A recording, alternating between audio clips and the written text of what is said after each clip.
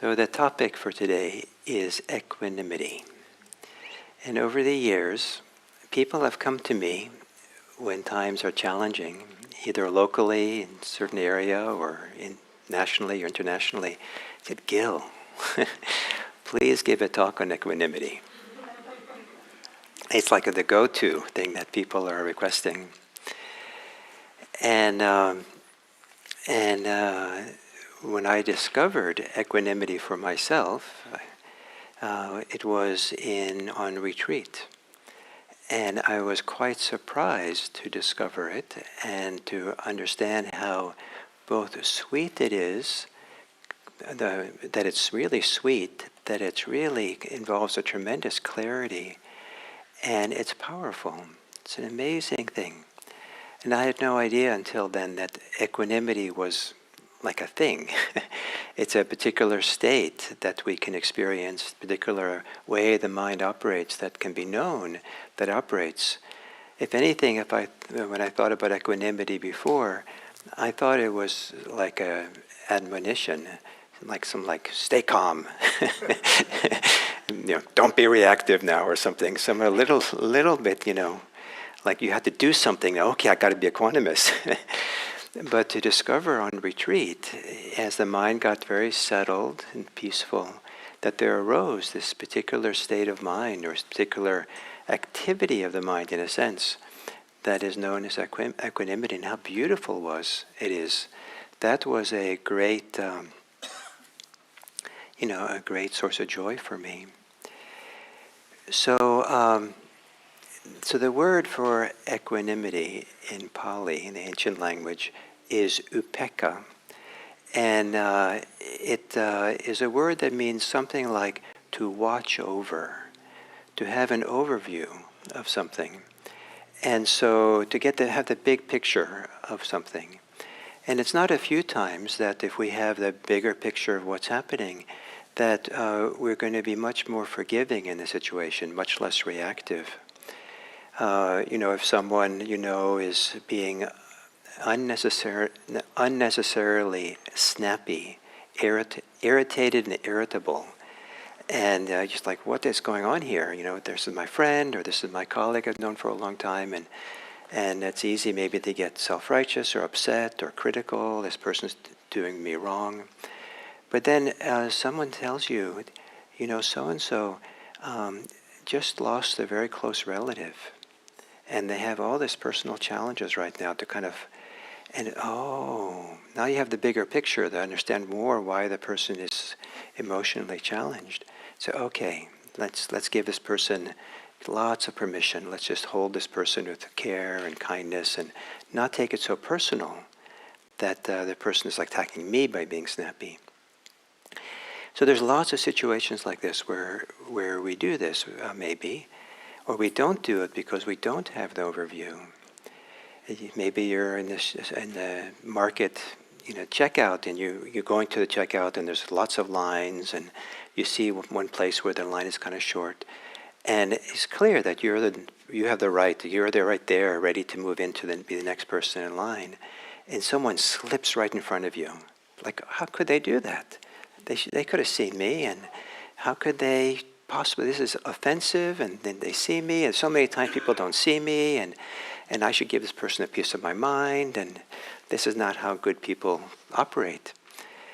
But then somehow, maybe you start a conversation with a person, something happens, and you discover that the person's been kind of seriously, critically ill for a year. And this is the first time out, and it's challenging. The person's exhausted and tired and just barely able to kind of manage to get their food and get out of there. And they don't really see what's going on around them. They just saw the line, and they were like trying to cope. And so they just saw this kind of gap and stepped into it. They didn't have the bigger picture. But when you hear the story about this person's challenges, oh, please, of course you could have it be in front of me, no problem. And so as soon as you know something, you have the bigger picture of what it is.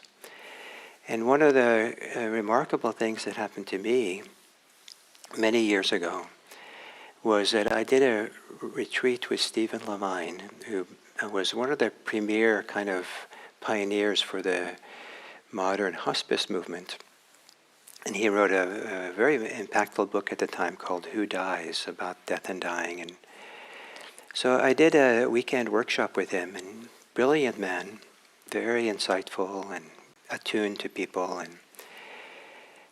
And it was a death and dying workshop, and it was up in Marin at maybe the community college there, someplace like that. And before the event was going to start, all these people were milling around outside in the courtyard.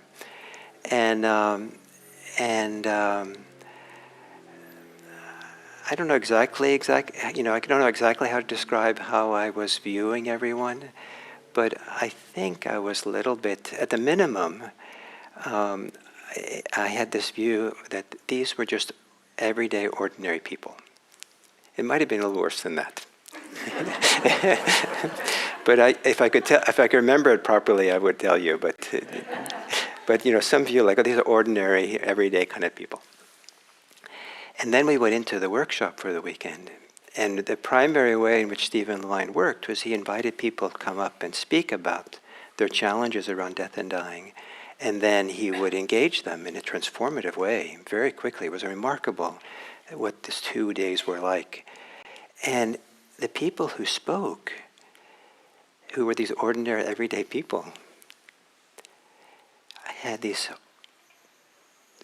dramatic, difficult, challenging experiences. I mean, some of them were literally, dying while they were there. Some people had just lost their child, young child or baby or something. Some people, so all in accidents and this and that war zones. It was ordinary people, everyday people, with this huge, painful, difficult time. And I thought, Gil, you just kind of viewed all of them as ordinary, everyday people who don't have any suffering, kind of, or something. And I said, wow, I take people for granted. Who knows when I'm walking down the street what suffering, what background, what challenges these people have. Maybe everyone has some kind of serious challenge, background, and let's not take people for granted anymore. Let's not kind of assume that everyone is, I don't know what, everyday, ordinary folks. Everyone has an emotional depth and background and conditions that I don't know. And so that provides an overview, kind of a different attitude to how to be with people that lends itself to not being immediately reactive, judgmental, operating on preferences, bias. And so this idea of an overview, an equanimity from an overview, from seeing a bigger picture, seeing in a different way. The other word that's used for equanimity is a very ordinary 3 words that are strung together into a compound that sounds like a sophisticated word if you don't know Pali. It's it's the words kind of like this middle stand, standing in the middle of all this. So it's kind of more of a sense, rather than an overview, it's more like having a balance, being in a balanced standing position, be able to take a stand and not be pushed around. And this comes a little bit from being somehow emotionally or spiritually or psychologically strong.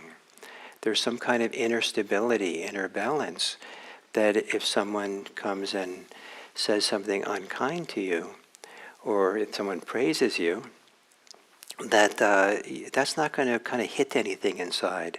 It's not going to tip you over one way or the other. You're kind of rooted in a certain way. That rootedness means that you're not prone to being pushed around by what's called the winds of the world, the praise and blame, success and failures, and things like that. So these are the 2 kind of primary forms of what background for equanimity.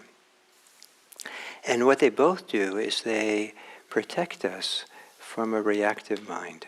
They protect us from somehow, and reactive in my vocabulary is a action, a response in the mind, which is on automatic pilot, that happens before we've decided anything or come to a conclusion. We just automatically kind of react to a situation rather than respond. Response can be more thoughtful, more considered, more kind of balanced, more coming from a deeper place. Reactivity is kind of like a surface reaction that after it happens, we realize that we've done it. And so equanimity, balance, protects us from this reactivity, which keeps the mind calmer. One of the natures of reactivity is that it agitates the mind. And an agitated mind is more likely to be reactive, which keeps it going. And some people, unfortunately, seem to live in reactivity. And sometimes what people are reacting to, and I've certainly seen this in myself, I'm reacting to myself. I have a thought, I have an idea, I have something, and that just gets me agitated, automatically. And then that agitation, then another one, and it goes on and on. And so equanimity is to come to a place where we're not prone to be reactive. We might have all kinds of feelings and responses that arise, but all those feelings and responses are held in kind of a wider field, rather than generating an automatic response. So how is equanimity brought about? How do we find ourselves to be equanimous? Someone tells you, be equanimous. What do? There was a time when as I kind of indicated at the beginning, where if someone told me, Gil, be equanimous, I would have reacted to that. And one reaction is no. The other reaction would be, okay, I got to get to work. Somehow, this is something to do. But I think that equanimity is not something we do, but something that we build, something that we create the conditions for, so that it's there to support us. It's not a doing. If it's a doing, it probably is not going to work. If we try too much to be equanimous, it's probably not equanimity. But equanimity is almost like a byproduct of a way of living, a way of practicing, a way of being that we want to put in place that we can do. And so in doing them, then equanimity can become stronger and stronger. So there are 7 things that I think of that are the conditions for the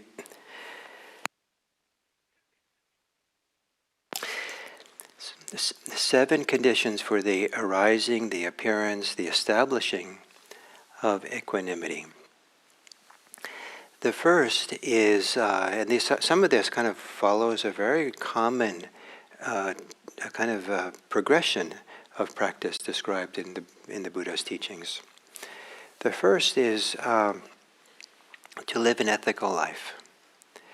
And an ethical life in the Buddhist vocabulary, the Buddhist teachings, is a life that does not involve any intentional harming of anybody else. That's the criteria for it. And if there's no intentional wanting to harm someone through our body, speech, and mind, then that gives birth, according to the Buddha, to the joy or the bliss of blamelessness. That no one has anything to blame you. People can't blame you based on what you've actually done. Of course, people will blame you anyway. But you know that your inner life was clean. You know that you're dedicated to non-harming and that you were not intending to harm someone, even though inadvertently maybe you did cause harm to someone or offend someone.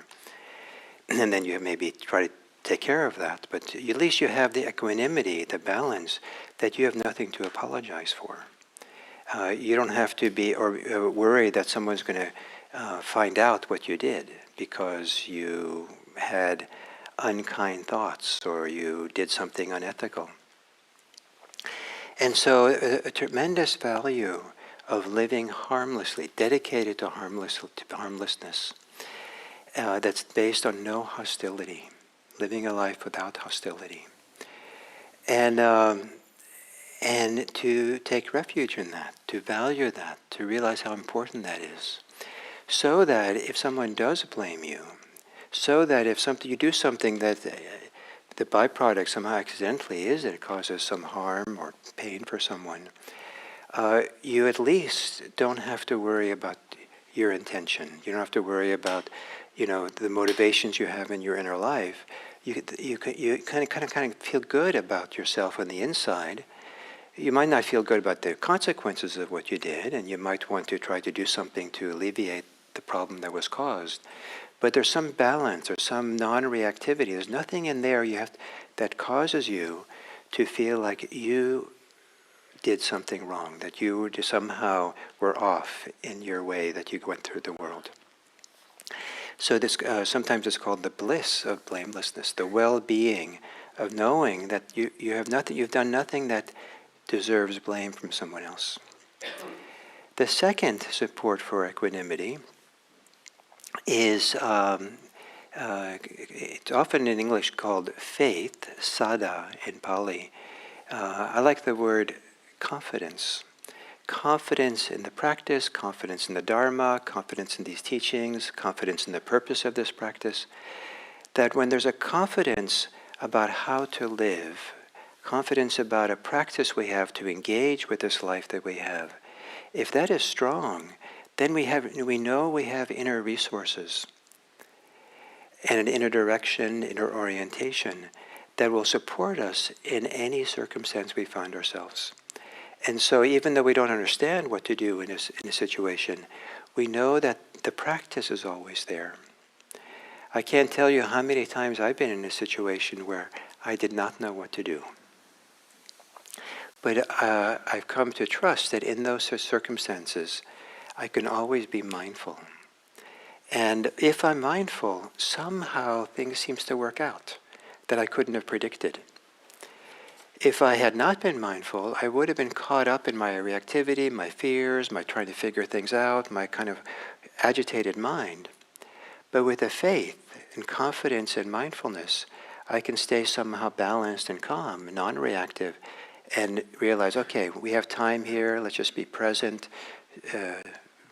Let's talk about what's actually happening here, what we can recognize and know. Let me stay close to how I'm feeling. And somehow, through that, things work out. So I've learned, I have a tremendous faith in mindfulness. I have a tremendous confidence in cultivating calm, cultivating non-attachment, cultivating a certain kind of inner freedom. I'm not always those ways, but I have confidence in it. And that, carrying that with me, means that I'm much more likely to be non-reactive. It supports equanimity. The third is a well-developed mind, or well-developed heart. Our inner life, you don't have to put up with, but maybe that's not nice. You don't have to just be stuck with the inner life that you have. Your inner life is malleable. Your inner life can change and grow for the better, or your inner life can grow and develop in ways that are kind of harmful to you and the world. It can go to be kind of beautiful inner life, or it could be a fairly ugly inner life when there's full of hostility and hatred and greed in a way that is not kind to the people around us. And so to develop a good inner life, a strong, well-balanced inner life, to cultivate mindfulness so that the mindfulness becomes strong, to cultivate concentration and calm and stability so those become strong, so that not that they have to be strongly mindful, strongly concentrated or calm all the time, but so that those are available to turn on when they're needed. Turn them on, or turn up the volume, or bring up the greater clarity. So there are some times when I'm in a situation where this situation feels like, oh, now I got to really be mindful, really be present for this. And I can kind of turn on the mindfulness muscle. And it's kind of like pulling the curtains from the mind. And so I'm not so caught up in my thoughts and my fantasies, ideas, myself. But now I'm really seeing, knowing, recognizing, noting, tuning in to the details of the present, the details of what's happening inside of me. And this is invaluable, to have this heightened kind of capacity to be mindful.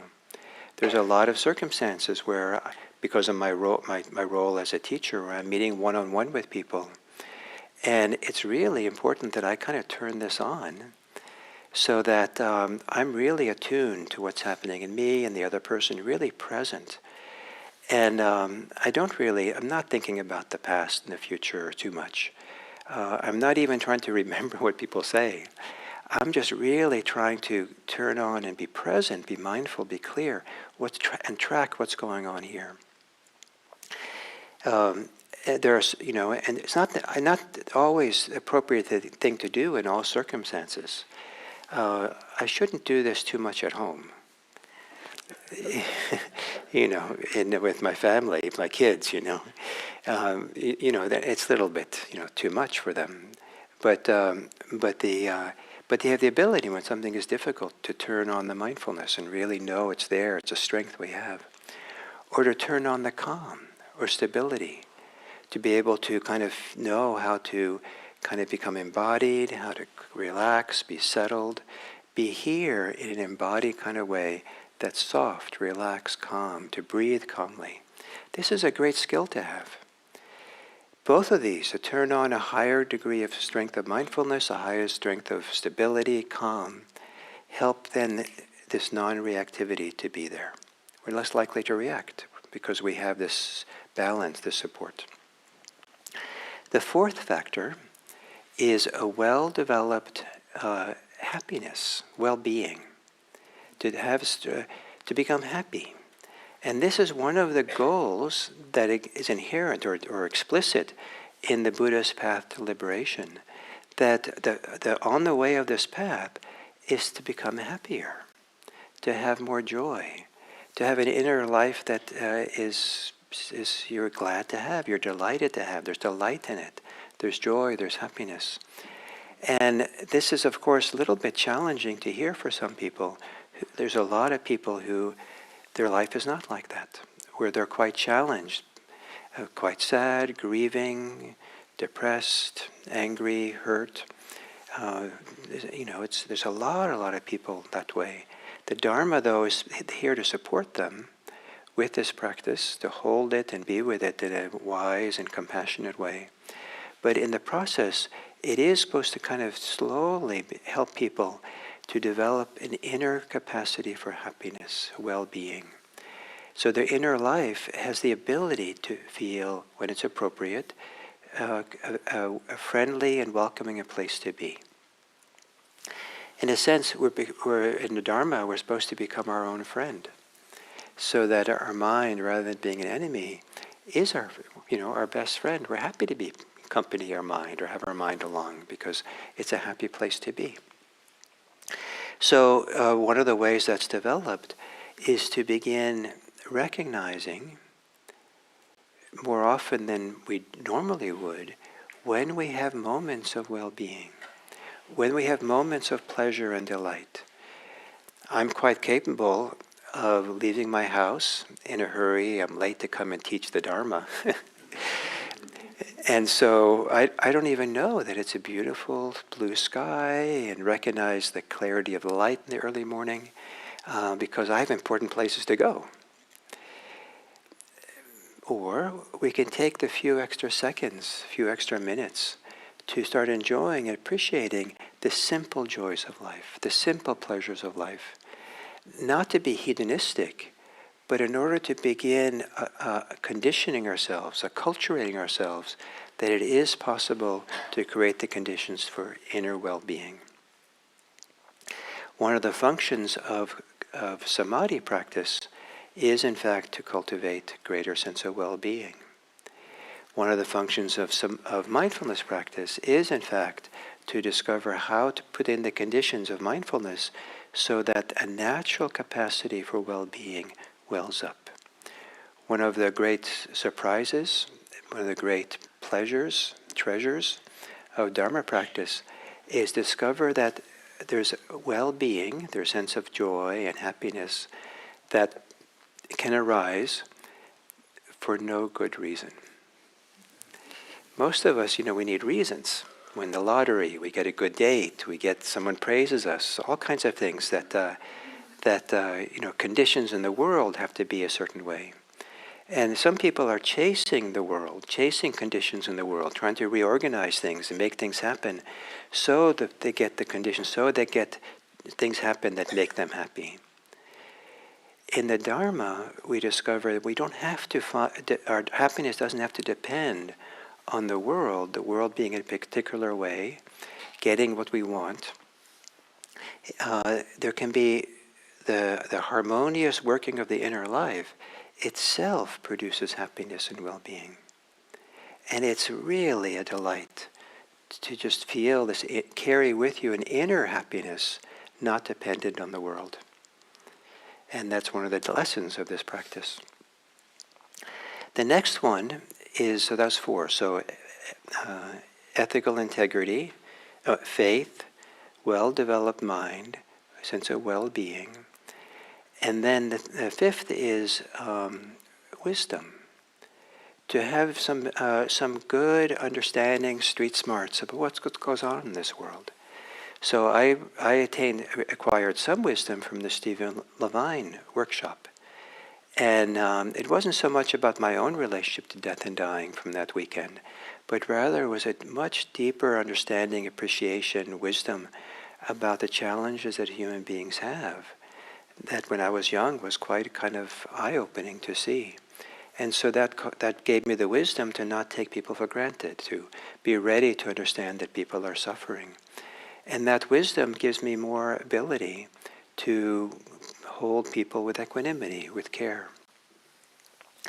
A very somewhat typical, I think, advice that hospice workers will give to a family of someone who's dying, if they're dying slowly, and is to kind of warn the family that sometimes, I don't know exactly how it is, 3 or 4 days before they die, the last week sometimes more, people will go through maybe it's physiological changes, maybe it's hormonal changes in their body. Who knows what it is, why? But the dying person will become very hostile and angry to the people that they have loved the most in their life, their family or spouses. And it can be deeply distressing for the family to suddenly have this anger being directed at them from the one person they love. But hospice workers will often forewarn people and say, this is a known phase of people that are dying. You don't have to take it personally. And so then when it happens, okay, we know why it's here. This is not the culmination of our relationship for 40 years. This is just chemicals maybe operating in their system. And so now we have a wisdom of how this works. We might have wisdom about how our reactivity works.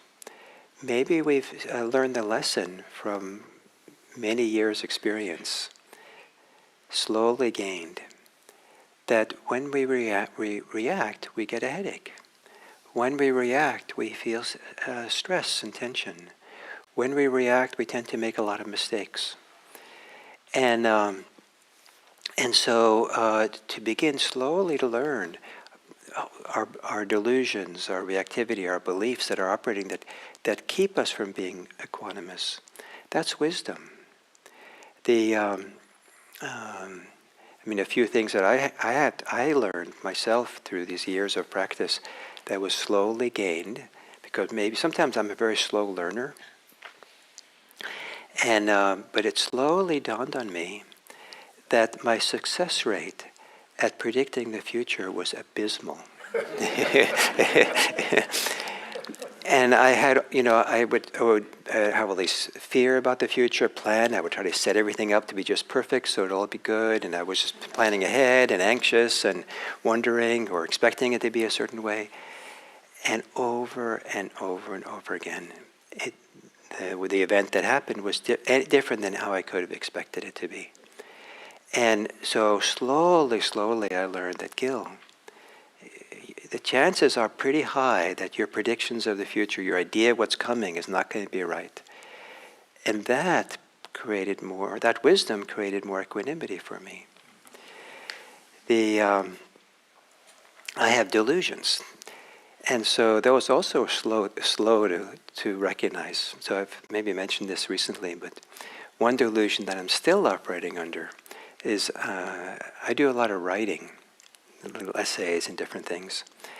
And as soon as I finish writing it, the first draft, it's done.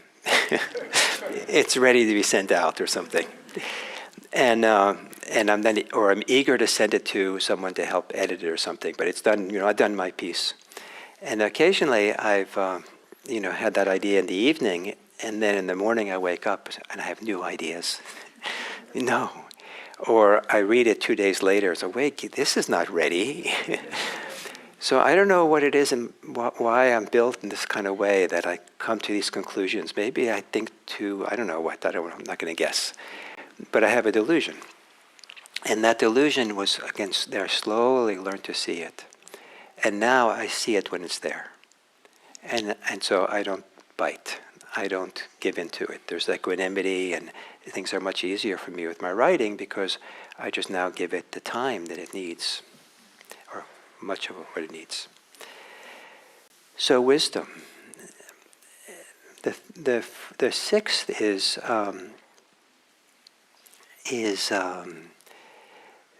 the wisdom of non-clinging. To not cling, or to have the wisdom to recognize when you do cling, and to know how to let go. To recognize we lean in. Oh, I'm angry with someone, and so I'm leaning in to hold on to that anger. It's a very different to be angry and hold on to it tight, versus being angry and not picking it up, just letting it move through us. We don't have to justify anger necessarily. We don't have to condemn anger necessarily. If we're not clinging to it, then we may be more balanced with it. Equanimously angry, meaning we're equanimous about being angry.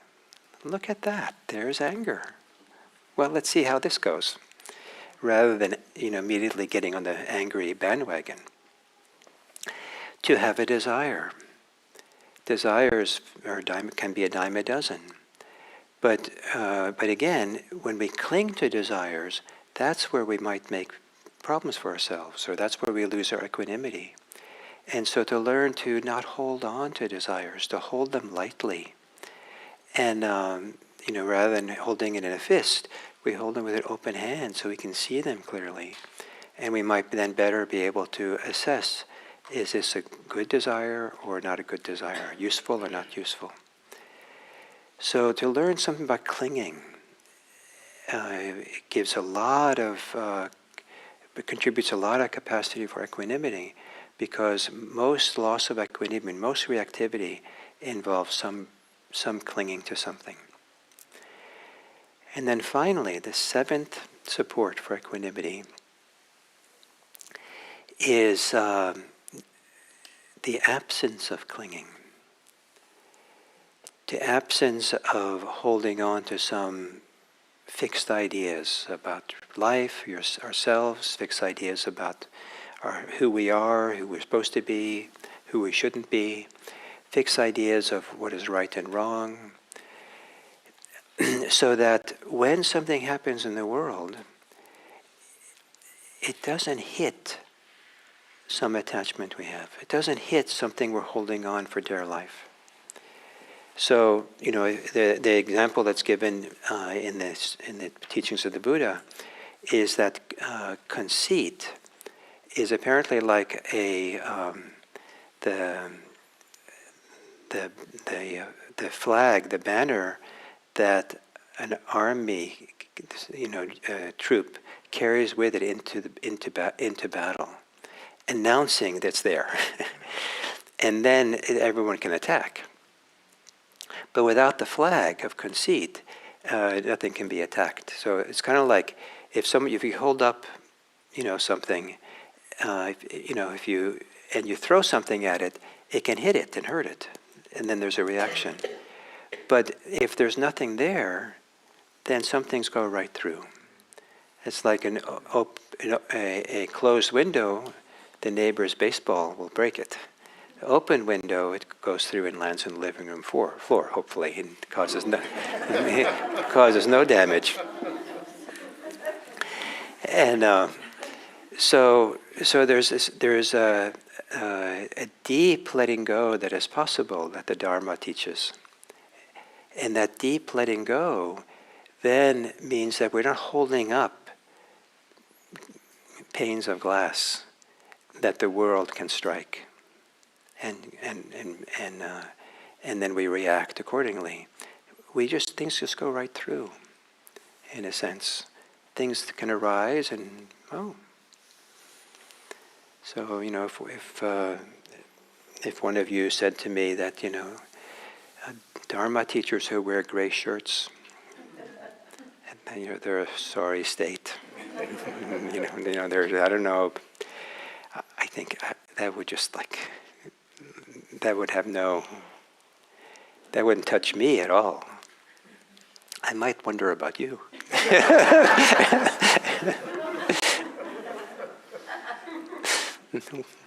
Maybe you need equanimity. So, equanimity. So, one of the principles here that I'm trying to convey is that it's not something we do, because then it's probably not equanimity, but it's rather a condition that we have supported and grown and come to appreciate, come to value, come to see that equanimity is really for our own best. Equanimity makes room in the heart and the mind for the best qualities inside of us to come to the forefront. Equanimity is a kind of the condition that allows for the goodness we have inside us to grow. And part of what we're doing in Dharma practice is growing our inside, our inner life, so that it becomes a beautiful inner life. It becomes a valuable inner life. It becomes an inner life that is here to support the well-being and happiness of all.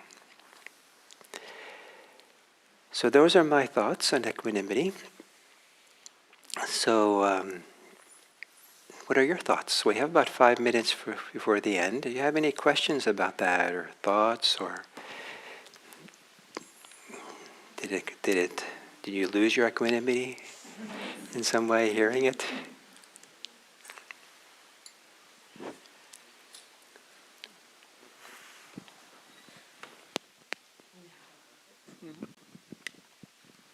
Can you hear me?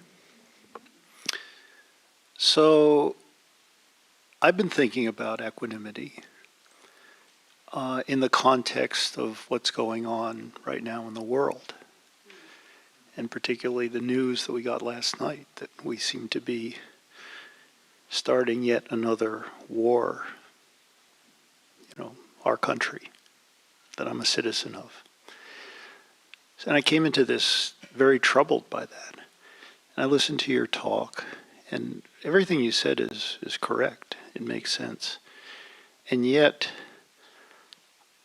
I'm struggling a little bit with how I can reconcile a deep sense of compassion and a feeling of wanting to alleviate the suffering that we seem to be on the brink of with all the stuff you just talked about. Maybe could you give some guidance on how to hold this? So I don't know your inner life to know whether I can speak for it. But first I want to say I appreciate very much your compassion and desire to alleviate suffering in the world. That's a beautiful quality. And I think that to have that, I hope people will act on that. I hope you will act on that in some way. I hope you have the wisdom to know what's appropriate for you to do. Sometimes we can't directly address the big things in the world that are happening. We read things we read in the newspaper, but we can be changed by it, so that we can put more energy or effort into where we can make a difference.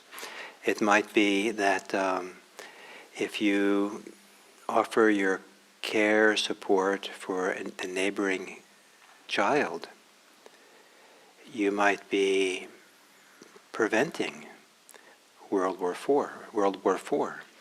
Who knows how this kid's going to grow up? But it's possible that the one person was really kind and supportive, changed the whole direction of that person's life. You think that's ridiculous, but there's a lot of small ways, acupuncture points of change in this world that are operating, that are not, but to go and stand on a street corner with a sign saying, no war, that might be nice, but that might not be the acupuncture point that makes a difference. And figure out what to do, absolutely. But the more interesting reflection of what you're saying is that what's the complex ecology in you when you have this? It's one thing to be equanimous. It's another thing to have no equanimity, to be caught in fear, distress, anger, confusion, but to be caught in the grip of that. The desire to do good in the world, to be compassionate and alleviate suffering, takes a very different shape depending which of those two ways your mind is.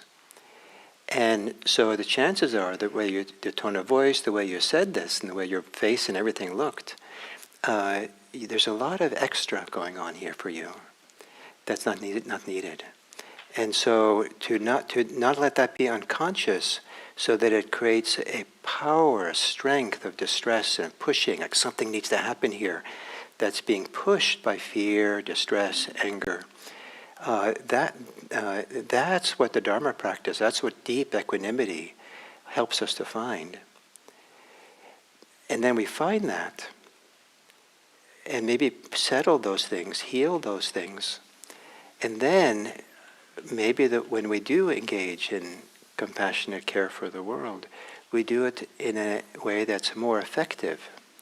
And one of the ways it can be more effective is we become the example of what we want the world to have. How does that sound to you? Does that address your concern, or is it... Easier said than done. But I'll try. That's why we have a practice. And in some way, one response to these kinds of the big challenges of the world, the sufferings of the world, one very powerful response of what we can do is we can practice.